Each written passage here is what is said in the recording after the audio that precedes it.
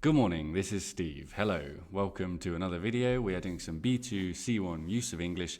This time it's going to be a little bit like a literature lesson because I also have to teach some literature classes in my school, and this one this week I thought was an interesting class, and then I did it with some of my students in private classes and they agreed. They said it was fun, so I'm sharing it with the world out of the goodness of my heart. So we're talking about crime writing, and we're thinking about how to set up a good crime story, how to intrigue and hook the reader in. So we're looking at some language techniques and devices and some vocabulary and grammar, obviously, because it's still a Cambridge class, that makes a good crime story opening. We can start by talking about this topic in general with some conversation questions, such as, do you enjoy reading crime stories? Personally, I do. I read a lot of crime stories. I really like Pierre Lemaitre, the French writer, who has some great crime stories with interesting twists, interesting detectives, satisfying endings, and so on. Things that we like in a crime story. Unusual things, satisfying things. Maybe my favorite crime book might be Alex, or even The Wedding Dress, Robe de Mariée. His other great twisty crime book. But there's lots of interesting crime books. I just read a good Spanish one called Tu bailas y yo disparo, You Dance and I Shoot, which is a very realistic crime book about how the police actually work nowadays, with lots of forensic and CCTV evidence and the procedure of investigating a crime, but still some gruesome and gory deaths and some very illegal things going on, which is what makes it interesting. We like to read about things that don't happen in our everyday lives, the limits of humanity, the things that we don't see every day. And of course, there's great crime TV series and films as well. So we can start by talking about that. Then we can get into our real detail, which is this activity. I have found this on Reddit, so thank you to whoever posted it, but I've adapted it, so there we go. And it is some tips, some advice for how to write what makes a good crime opening, trying to categorize what a good crime opening should have from, I think originally from an editor at Random House or Penguin, or what, maybe that's the same thing, one of these big publishing companies. I will post this document in the description because it's a bit easier to have everything with you. But as we can see, 7, the magic number, 7 features of a good crime book that should all be, if possible, should all be evident in the opening, because you want to, start as you mean to go on with a powerful opening. Your job as Cambridge B2 and C1 English students is to, for the yellow questions, choose the correct word. It's like use of English part 1. For the green blanks, think of a word. It's like use of English part 2, where you're going to have a more grammatical word as the answer. And for the blue questions, transform the word. It's like use of English part 3. I've done a little bit of everything in our use of English today. Pause the video and write down your answers. You should be aiming to get a lot of these correct because they're probably more B2, to be honest, these questions, but you could find some of them on a C1. We'll go through the answers and then we'll think about what they actually mean as well, because we want to get the use of English, but we also want to understand in terms of what makes a good book, in terms of transmitting a message, in terms of talking, communicating with the reader. That's what we're doing when we do analysis. We're understanding how a good text, a good book, communicates a message to the reader effectively and interestingly, and so on. So we should have, here are the answers. For A, you want to draw the reader in. You want to pull them in, and draw means pull. For B, we need to understand the whole sentence. If the location is important, then you want to open, so it's like a conditional clause, an if-then clause. For C, talking about the voice, your narrative voice, that's the adjective. And the collocation here is that it sets the tone for how your reader will interact with the book, because your reader has a relationship with the book. So I think we're hopefully understanding these as we go along. You want some intrigue, what's happening, I want to read more. You want a good sense of place, which could be New York in the 1940s with gangsters and so on, or it could be Paris in the 1920s, but something that makes the reader want to spend time in that place and get a sense of where they are and feel comfortable and wanting to spend time there.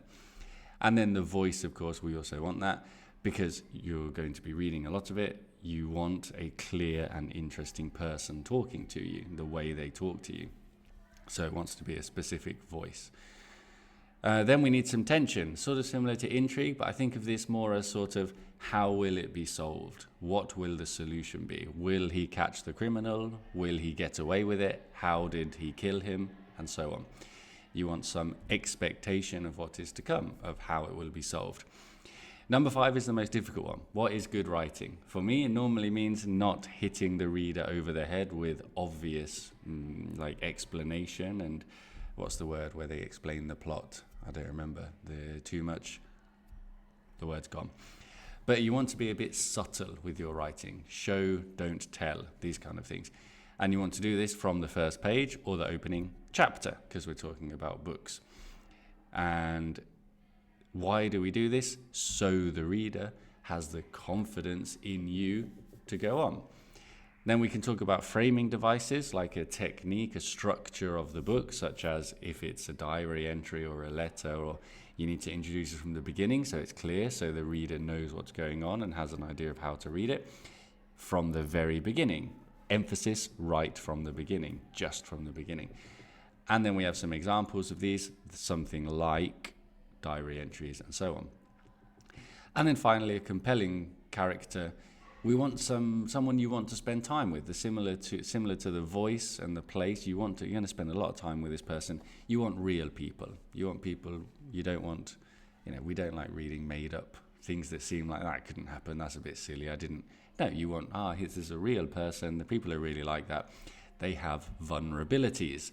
So vulnerability. So that's our use of English. As I said, the main point here is that you've done your use of English, but also that you've understood some of these ideas so you can become a better reader and a more critical reader who judges things and enjoys things or doesn't enjoy things based on these criteria, which are just some suggestions, but I think make sense. So we're going to put these into practice a little bit. You are going to watch, this is what we did in class, you're going to watch the opening 4 minutes of No Country for Old Men, the video links to which I will put in the description. They're in 2 different videos because it's sort of it's 2 different parts of the introduction, but all in 4 minutes. In 4 minutes, we can easily get all of these things. It's really, really impressive. So watch the opening 4 minutes of No Country for Old Men. Contains a little bit of violence and tension. If you're not comfortable with that, don't watch it. I don't know what the rating is on No Country for Old Men, but there's a bit of blood and a bit of violence in the opening scene and in the rest of the film. And think about how it does these things, because I would say it definitely does. I would argue passionately that it does all these things very well. It's a great film. So we'll go and watch it, come back with an idea like we did in class. Then I will share some of my ideas. I would say we definitely have a sense of intrigue in spoilers. If you haven't watched it, there might be slight spoilers here. But what is that weapon that Anton Chigurh, Javier Bardem, is using? You want to find out more about it. And why is he running from the police? Why did he have to kill a policeman? Why didn't he just sit in jail for one night and then go home? There's lots of questions that come up from the introduction.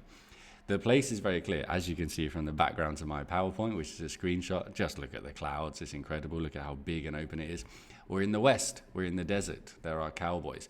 We are on our own, right? That's what we mean. We're in the West. There's not such a dense population and structure of people and systems in place. You're on your own out here. Big open roads, by yourself, fighting for yourself. The voice, we definitely have the voice of the old sheriff, the Tommy Lee Jones character. He's seen it all. He's tired of all this modern violence, but he has to fight it. He has to keep doing his job, his duty. It's a clear voice that we want to hear more from. The tension I thought of as pretty clear. We've got these 2 characters, a killer and a sheriff who's obviously involved with it. Is he going to catch him? You're going to want to watch the film to find out if he gets away with it or if the sheriff catches him and brings him to justice. The writing, for me, this is definitely good writing. We have this story which sets the tone, the kid he sent to the electric chair. Then, on the other hand, we have the writing for the bad guy, the Anton Chigurh. Such short sentences. I'm going to need you to step out of the car, sir. Just repeating it, short, clear, really good writing. Not wasting anything, but telling you about the character and making you want to watch it. The framing device we could maybe say is the alternating viewpoint, a common thing in crime novels and films. We start with the sheriff, then we cut to the villain. You can probably tell we're going to continue like that throughout the film until the point where they meet, the climax, and then we're going to see what happens. And the compelling characters, again, both of them. The old cop, the ruthless killer, we want to see more of them. They definitely meet all of these features, which is why it's a great film. We can do the same thing for some openings to crime novels, which I found. So I'm going to put this whole document in the description. And I've got 17 interesting first lines or first paragraphs. And what I did in class was just ask students to choose a number without seeing them, and then give them that sentence and say, how does this meet the criteria for good opening? So you're doing your reading and understanding. You're also doing a little bit of analysis and thinking, what makes this good writing? What messages is it telling me? What are the ideas and interpretations behind them? What does it mean that there's bright yellow tape? Why are you finally convinced? The fact that it's my sister. All these things we can talk about in a bit more detail because we're thinking about the message transmitted from just one line of an opening of a book. So choose some random numbers, talk about them. You'll find some interesting things. My students enjoy doing this. There are some fun openings here. Maybe they will even make you want to read the books. This is what happened with me for number 2. I put this on my list of books to read because I read this and thought, yes, please. Grandmaster Hitman Emeritus, Lonesome Winter, Hunting in the Mountains. I fancy this. This is going on my list of books to read just based on that introduction. So the question is, what made it a good introduction that made me want to read it? And you can do a little bit of analysis like that. And that's about it for today's video. Hope that was useful. Hope that was fun. Come back next week for more.